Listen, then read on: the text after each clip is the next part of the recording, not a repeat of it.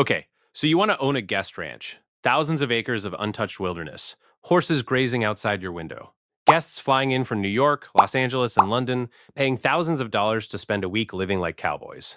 You wake up to mountain sunrises, lead horseback rides through forests most people will never see, then end the day around a campfire under a sky so dark you can see every star. While everyone else is paying to escape their normal life, you get paid to live yours. That's the dream. That's what travel brochures sell. That's what luxury ranch listings are designed to make you imagine. Here's what they don't show you: the horses that still need feeding after every guest has gone home, the staff whose salaries don't stop just because the cabins are empty, the wildfire smoke that can erase your busiest month overnight, and the strange reality that some guest ranches barely make money while becoming worth millions more every single year. How does that happen? How can a business struggle to make a profit and still create enormous wealth for its owner? Because a guest ranch is one of the most misunderstood businesses in America. On the surface, it looks like a luxury hospitality business. Underneath, that's the dream. It's something completely different. Some owners make their money from guests, others barely care whether the guest business turns a profit at all. By the end of this video, you'll understand why. At first glance, the business looks almost perfect. Luxury guest ranches regularly charge between $4,000 and $10,000 per person for a week-long stay. The average ranch hosts around 40 guests at a time. Do the math, and a fully booked summer can generate millions of dollars in revenue. That sounds like an incredible business. 40 guests, beautiful scenery, premium prices. What could possibly go wrong? Quite a lot, actually, because there's one number almost every first-time buyer focuses on, and another number experienced owners care about far more. First-time buyers look at revenue, experienced owners look at how many weeks they can actually earn it, and that's where the economics begin to change. On paper, a guest ranch looks like an incredible business. Think about what you're selling. Not a hotel room, not just a meal, an experience. People aren't paying thousands of dollars for a bed. They're paying to disconnect from modern life, to ride horses through mountains they could never own, to watch their kids put their phones away for the first time in months, to sit around a campfire under a sky with more stars than they've ever seen. That's why luxury guest ranches can charge between $4,000 and $10,000 per person for a single week. At those prices, the business almost looks too good to be true, and that's because it usually is. Here's why. Unlike a city hotel, you can't sell the same room 365 days a year. Most guest ranches make the overwhelming majority of their money during one short summer season. In places like Wyoming, Montana, and Colorado, that season might only last 12 to 14 weeks. Miss those weeks, and you don't get another chance until next year. Think about that for a second. Imagine owning a restaurant that only opens 3 months a year, or a movie theater that can only sell tickets during the summer. That's essentially how a guest ranch operates. Everything has to go right in a very small window. Because while the revenue only arrives during summer, the expenses never stop. The horses don't know it's the off-season. They still need food every day. They still need veterinarians. They still need farriers. And unlike hotel rooms, you can't simply lock them up until next June. Then there's your staff. Guests expect luxury. They expect guides who know every trail, wranglers who know every horse, chefs preparing fresh meals 3 times a day, housekeeping, maintenance, activity coordinators. You're not just running a ranch. You're running a luxury resort in the middle of nowhere, and that's expensive. But surprisingly, horses and payroll aren't what make most owners nervous. It's something much smaller. An empty cabin. Because an empty cabin in July isn't just one bad week. It's revenue you'll never get back. You can't move July into October. You can't replay summer. Once that week is gone, it's gone forever.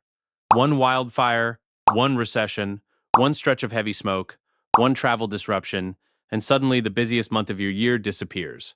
But the bills don't. The horses still eat, the staff still gets paid, insurance still arrives, property taxes still arrive, utilities still arrive, revenue stops, expenses don't. This is why so many first-time buyers get the economics completely backwards. They assume the guest business is what creates wealth. In reality, for many owners, it's simply helping pay the bills. So if the hospitality business isn't making people rich, what is? That's the question that completely changes how you look at a guest ranch. Because hidden underneath every horseback ride, every luxury cabin, and every campfire is the real investment: the land.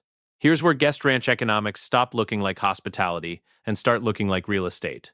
Because experienced buyers aren't asking, how much money do the cabins make? They're asking something completely different. What will this land be worth 20 years from now? That might sound like a small difference. It isn't. It's the entire business. Think about it. Anyone with enough money can build another luxury hotel, another ski resort, another golf course. But nobody is building another Rocky Mountain Valley. Nobody is creating another 1,000-acre ranch bordering a national forest. Nobody is manufacturing mountain views. Land like this is finite, and every year it becomes a little harder to buy. That's why two guest ranches with almost the same number of cabins can sell for completely different prices. The buildings might be similar. The guest experience might even be similar.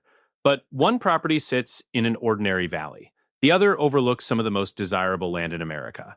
The cabins didn't create that value. The land did. And that's where many first-time buyers get confused. They think they're buying a business. In reality, they're buying an appreciating asset that happens to operate a business. The guest operation helps pay the bills. The land quietly builds the wealth. That's a completely different way of looking at the investment. But appreciation is only part of the story, because the tax system often rewards owners for keeping that land exactly the way it is. Many guest ranches also operate as working ranches. That means parts of the property may qualify for agricultural tax treatment instead of being taxed like luxury real estate.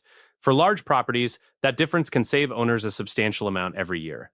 Then there are conservation easements, one of the least understood financial tools in American real estate. Here's the simple version. Instead of selling your land to developers, you permanently agree to protect it. No luxury subdivisions, no shopping centers, no future housing developments. The ranch stays a ranch. In return, the owner may receive significant tax benefits because they've given up the right to develop the property. It's a financial strategy that surprises almost everyone hearing about it for the first time. Suddenly, the business starts making a lot more sense. The guests generate cash flow. The ranch preserves agricultural use. The land appreciates. The tax structure protects long-term wealth. They're all working together, which explains something that seems completely irrational at first. Why would someone spend 15, 20, or even $50 million on a guest ranch when the hospitality business might only earn modest profits? Because they aren't buying next summer. They're buying the next 30 years. They're buying privacy, scarcity, control, and one of the few assets that simply can't be recreated once it's gone. Which is exactly why many wealthy buyers think about guest ranches very differently than entrepreneurs do. One sees a tourism business, the other sees land. And that difference changes every financial decision they make. But before this starts sounding like the perfect investment, there's one final piece of the puzzle. Because even if the land keeps becoming more valuable, there's still one question every owner has to answer. Can the business survive long enough to let that happen? That's where the real economics come together. So let's answer the question we started with. Is owning a guest ranch actually a good business? The answer depends entirely on what you think you're buying. If you believe you're buying a luxury hospitality business, the numbers can be disappointing. Imagine a ranch generating several $1,000,000 in summer revenue. Sounds incredible, until you subtract payroll. Horse care, food, insurance, marketing, maintenance, property taxes, utilities, repairs. By the end of the season, what looked like an incredibly profitable business may only produce a modest operating profit. Some years, it might barely break even, and in a bad year, it can lose money. Now imagine something completely different. While the guest business is busy paying the bills, the land underneath it quietly becomes more valuable. Not because you built another cabin. Not because you charged guests a little more. Simply because beautiful, protected land is becoming harder to buy every year. That's why two owners can have exactly the same summer and walk away feeling completely different about it. One sees disappointing profits, the other sees a long-term investment doing exactly what it was supposed to do. Because they were never measuring the same thing. One was measuring income, the other was measuring wealth. And that's an important difference. Income pays today's bills, wealth compounds for decades. The owners who succeed understand both. They know the guest operation has one job: keep the ranch alive, keep the horses fed, keep the staff employed, keep the property maintained. Long enough for the land to do what land has done for generations. Appreciate. That's why many experienced owners don't panic after one bad summer. Wildfires happen. Recessions happen. Travel demand rises and falls. But the mountains don't disappear. The rivers don't disappear. The views don't disappear. The land is still there. And that's what they were buying all along. So, is a guest ranch a great business? Sometimes. Is it an easy business? Absolutely not. But if you understand the economics, if you understand that you're not simply buying cabins, horses, or a tourism business, you're buying one of the rarest assets in America, then the numbers begin to make a lot more sense. Because in the end, the horses attract the guests create the cash flow, but the land is what creates the wealth. And that's the part the brochures never tell you.